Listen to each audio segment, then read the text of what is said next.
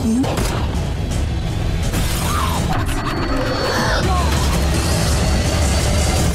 me. And you're still afraid? আজকে আমি explain করব 2016 সালে মুক্তি পাওয়া the girl with beautiful gifts মুভিটি। মুভির শুরুতেই আমরা দেখি কিছু আর্মি সোলজার অনেকগুলা জম্বি ভ্যাম্পায়ারকে গুলি করছে।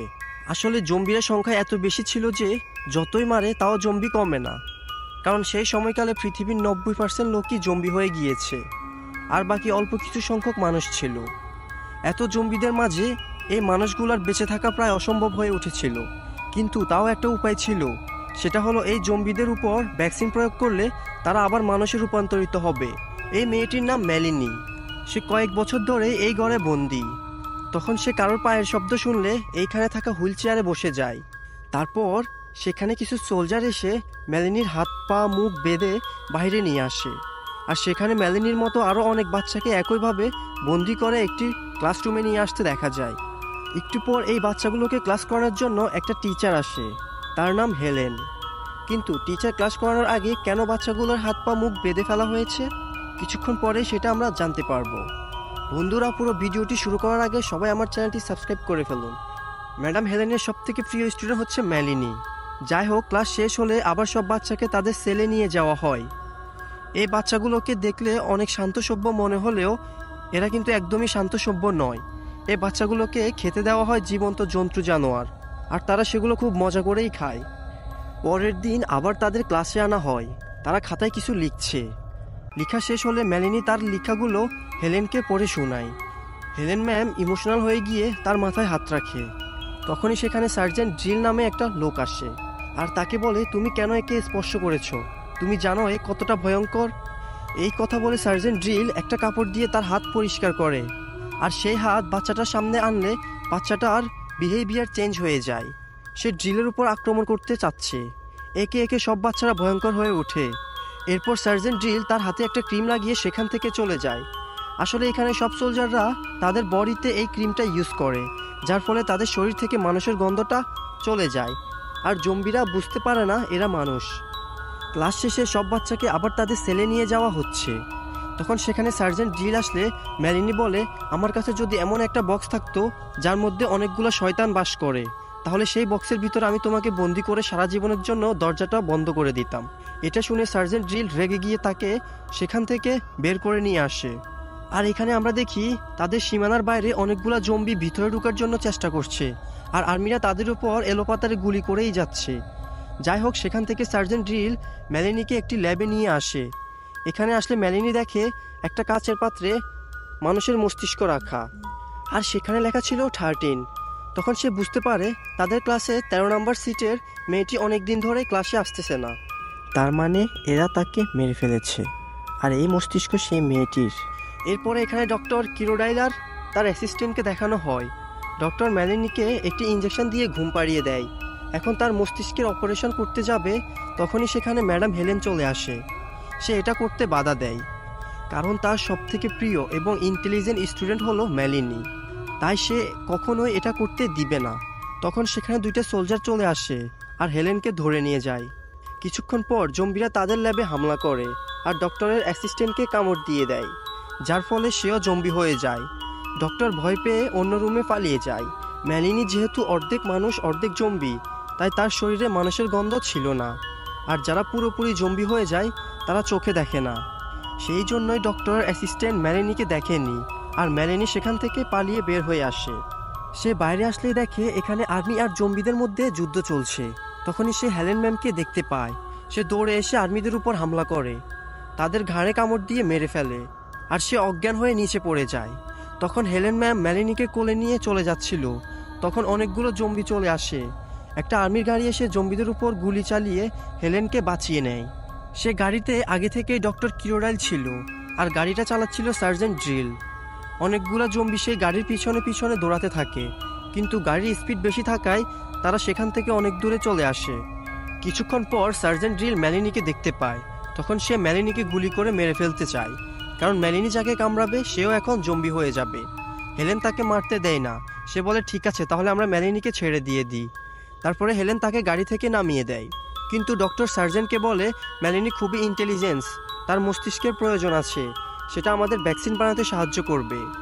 এরপর তারা মেলানির হাত পা বেঁধে তার মুখে একটা মাস্ক লাগিয়ে তাকে গাড়ির উপরে ছাদে বেঁধে তাদের সাথে নিয়ে যায়। কিছুক্ষণ পর তাদের গাড়ির ফুয়েল শেষ হয়ে যায়, তাই তারা পায়ে হেঁটে যেতে লাগলো। তখনই কিছু জম্বি এসে তাদের উপর আক্রমণ করে। সেখান থেকে তাদের মেরে এরা পালিয়ে আসে। এখন তারা ইংল্যান্ডের একটা শহরে এসে পৌঁছায়। তাদের খিদা মেটানোর জন্য খাবার লাগবে, কিন্তু খাবার পাবে কোথায়? সার্জেন্ট দূরবীন দিয়ে দূরে দেখলে একটা দোকান দেখা যায়, কিন্তু সেখানে অনেকগুলো জম্বি স্থির হয়ে দাঁড়িয়ে আছে। সার্জেন্ট ডিল বলে, আমাদের তো খাবার খেতেই হবে, নয়তো আমরা মরে যাব।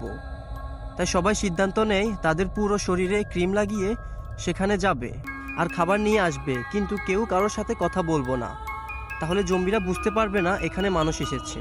এরপরে ডক্টরকে আর মেলানিকে একটি ঘরে রেখে তারা তিনজন খাবারের জন্য যায়।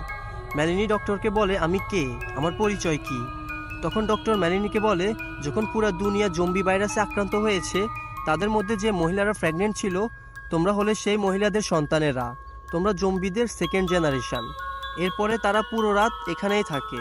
সকালে এখান থেকে চলে যাবে, কিন্তু নিচে এত বেশি জম্বি কিভাবে যাবে?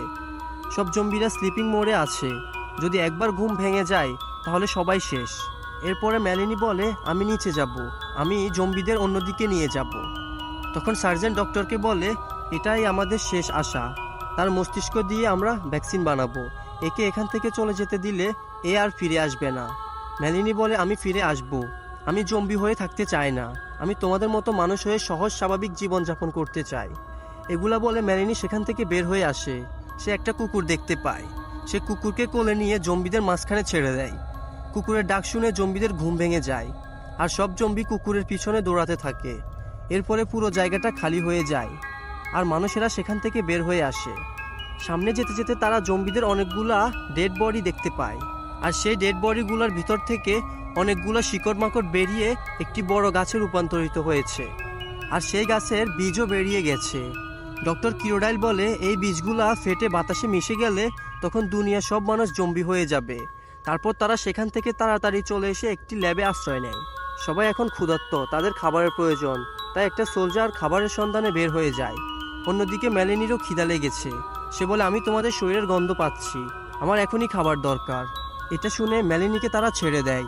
তখন মেলানি একটি পাখি ধরে পাখির মাংস খাচ্ছে। তখন তার কানে কিছুর আওয়াজ আসে। যেদিক থেকে শব্দ আসছে মেলানি সেই দিকে গেলে দেখে সেখানে তার মতো আরও অনেকগুলো বাচ্চা, আর সেই বাচ্চারা মানুষের গন্ধ পেয়ে বের হয়ে যায়।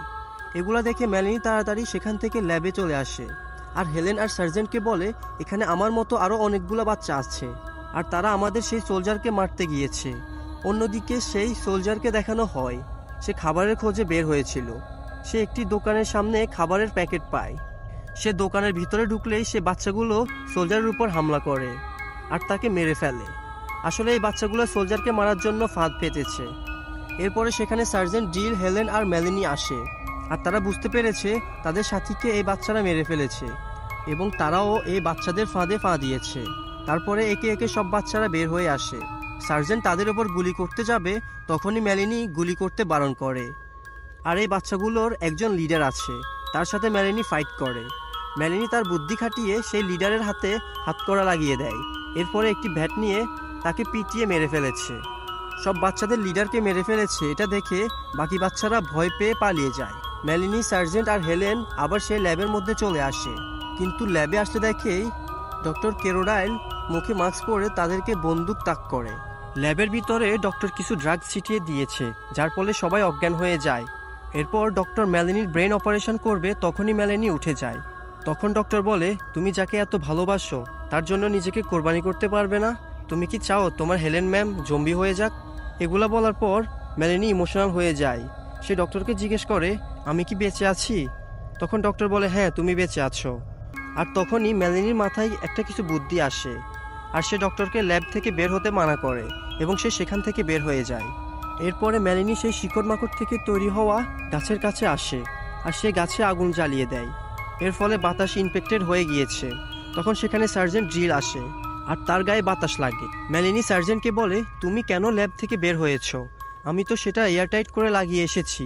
এখন সার্জেন্ট বুঝে গেছে সে জম্বি হয়ে যাবে, তাই সে মেলানিকে বলে, আমি জম্বি হয়ে মরতে চাই না, তুমি প্লিজ আমাকে গুলি করে জম্বি হওয়ার আগেই মেরে ফেলো। মেলেনিরও আর কোনো উপায় না থাকায় সে সার্জেন্টকে শ্যুট করে দেয়। এরপরে দেখানো হয় সকালের দৃশ্য, আর এখন কোনো জম্বি আশেপাশে দেখা যাচ্ছে না। আর মেলেনি এই বাচ্চাগুলোকে তার কন্ট্রোলে নিয়ে নেয় এবং ম্যাডাম হেলেন ল্যাবের ভিতরে থেকে জম্বিদের সেকেন্ড জেনারেশনের এই বাচ্চাগুলোকে পড়াশোনা করাচ্ছে। আর এখানে এই মুভিটি শেষ হয়ে যায়। মুভিটি শেষ হওয়ার সাথে সাথে আমরা এটা বুঝতে পারি আগামীর পৃথিবী রাজত্ব করবে জম্বিরা, যেখানে মানুষের কোনো অস্তিত্বই থাকবে না। সো বন্ধুরা, আজকের ভিডিওটি ভালো লেগে থাকলে একটি লাইক দিয়ে আমাকে পরবর্তী ভিডিওটি বানানোর জন্য উৎসাহিত করুন, এবং পরবর্তীতে আপনারা কীরকম ভিডিও চান সেটা কমেন্ট করে বলুন। আর আমার চ্যানেলটি সাবস্ক্রাইব করতে একদমই ভুলবেন না। সো আজ এই পর্যন্তই, কথা হবে নতুন আরেকটি ভিডিওতে। সেই পর্যন্ত সবাই ভালো থাকুন, সুস্থ থাকুন, আল্লাহ হাফেজ।